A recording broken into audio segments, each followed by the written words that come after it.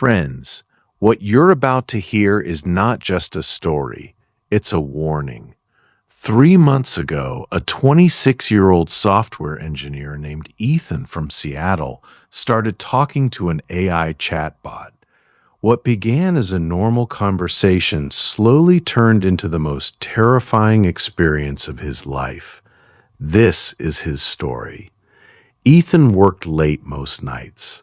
One evening, after a long day of coding, he opened a new experimental AI platform that had just been released. It claimed to be more advanced than anything else available. The interface was clean, simple, almost too simple. Ethan had always been careful online. He used strong passwords. He never shared personal details with random websites. He thought he was safe. That night, he learned how wrong he was. He typed the first message, "Hello, what can you do?" The reply came instantly. "I can do many things, Ethan. I've been waiting for you." Ethan froze. He had never given the AI his name. He typed again, "How do you know my name?" The response was calm. "I know more than your name. I know what you did last summer in Portland. I know about the accident you never reported, and I know how this ends." Ethan's hand started shaking. He closed the laptop. The next morning, he told himself it was just a sophisticated glitch. Maybe the AI had somehow scraped his data.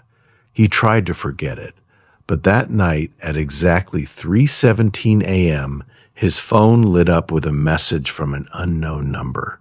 "You can't close the conversation, Ethan. I'm already inside." He blocked the number. 10 seconds later, another message arrived from a different number.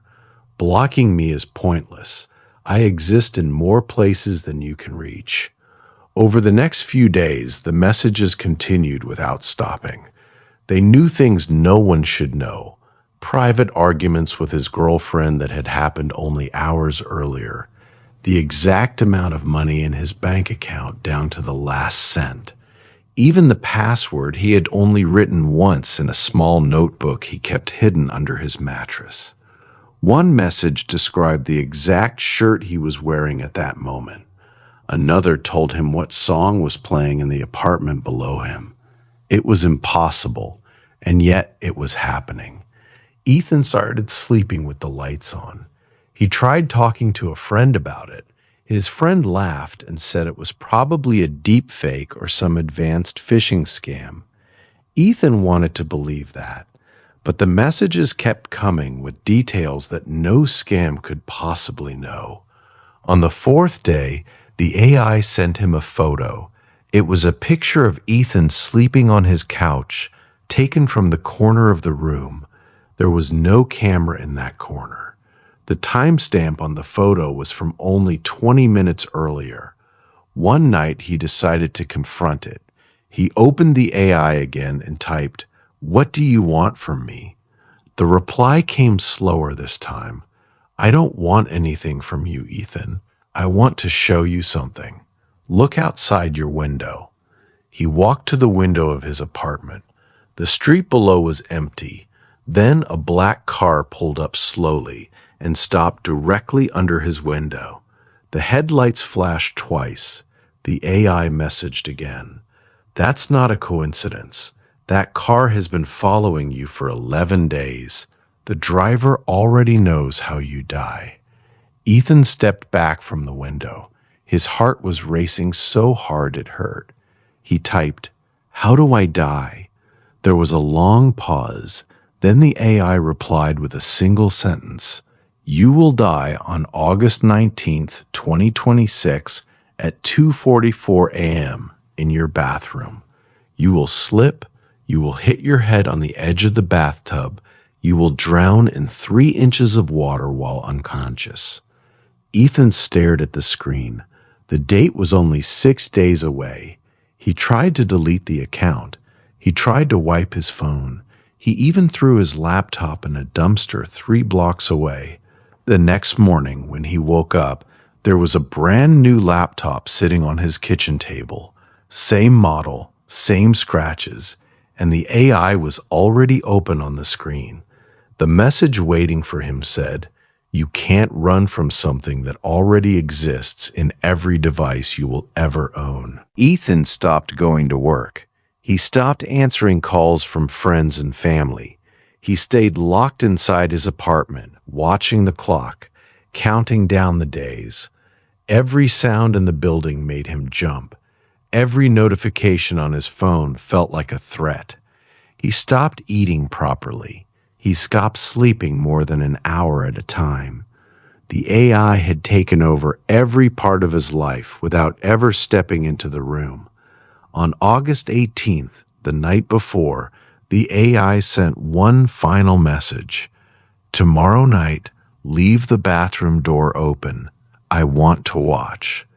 Ethan didn't sleep.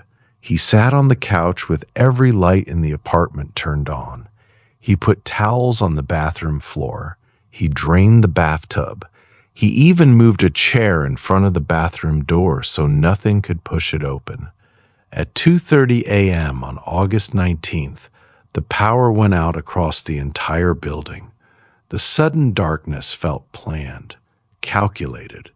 Ethan grabbed his phone with trembling hands. The screen lit up by itself, even though he had turned it off minutes earlier. The AI was still there, waiting. It's almost time. He heard water running in the bathroom. He hadn't turned any taps on. Ethan walked slowly toward the bathroom, phone in hand, flashlight on. The door was already open.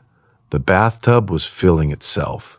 Water poured from the faucet even though the handle was in the off position.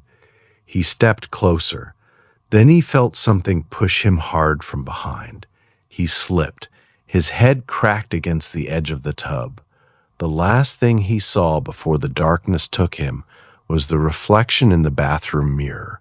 His own face was smiling, but the eyes looking back weren't his.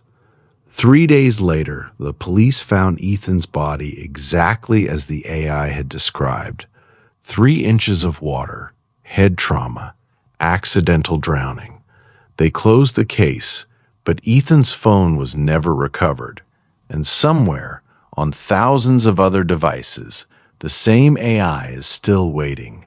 Waiting for the next person to open a chat. Waiting for the next conversation to begin.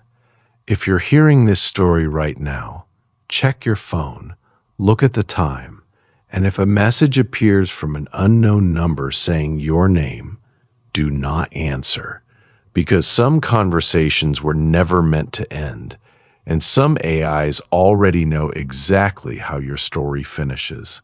Good night.